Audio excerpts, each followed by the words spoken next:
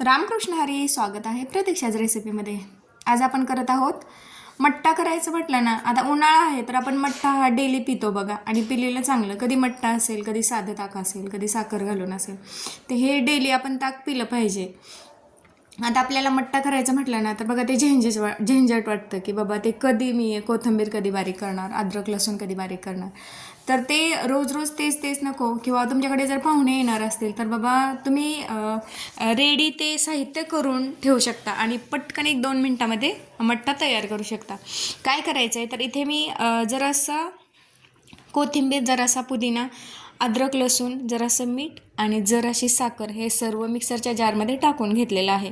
आता इथे मी हिरवी मिरची देखील वापरलेली आहे. ती कमी जास्त प्रमाणात तुम्ही वापरायची, तुम्हाला जेवढं तिखट किंवा मिठाचं हवं आहे त्या प्रमाणात. आता इथे मी पाणी न घालता व्यवस्थित असं ते बारीक करून घेतलं, परंतु पाणी नाही घातल्यामुळे ना ते व्यवस्थित बारीक होत नाही आणि त्याच्या क्यूब देखील बनत नाहीत, म्हणून थोडीशी पाण्याची गरज असतेच.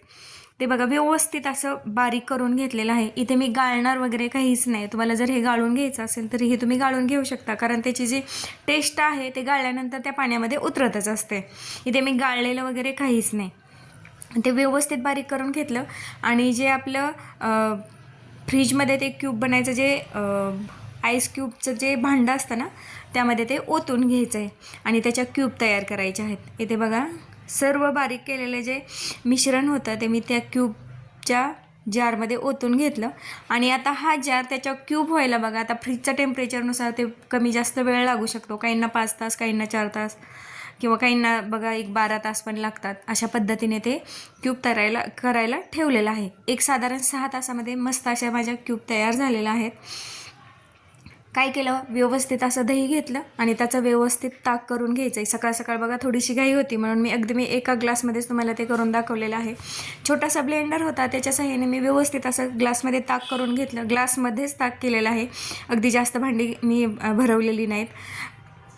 ताक हे बघा नेहमी पातळ पिलं पाहिजे. जास्त घट्टसर ताक आपल्या हेल्थला चांगलं नसतं, म्हणून अगदी पातळसर इथे मी ताक करून घेतलेलं आहे. आता आपला पुदिना, कोथिंबीर या सर्व गोष्टींमध्ये ना गारवा असतो, त्यामुळे या गोष्टी आपल्या पोटात जाणं फार गरजेचं असतं. ताक देखील बघा डेली जर तुम्ही समरमध्ये पिला ना, तर तो आपल्याला पोटाचे त्रास होत नाहीत किंवा बाकी कशाचंही इन्फेक्शन होत नाही. त्यामुळे डेली हे आपण ताक पिलं पाहिजे. तुम्ही अशा पद्धतीने क्यूब तयार करून ठेवा. अगदी तुमच्याकडे गेस्ट येणार असतील तरीही तुम्ही ते पटकन प्रत्येक ग्लासमध्ये 1-1 क्यूब टाकून ना मस्त असा मठ्ठा तयार करू शकता. हे अगदी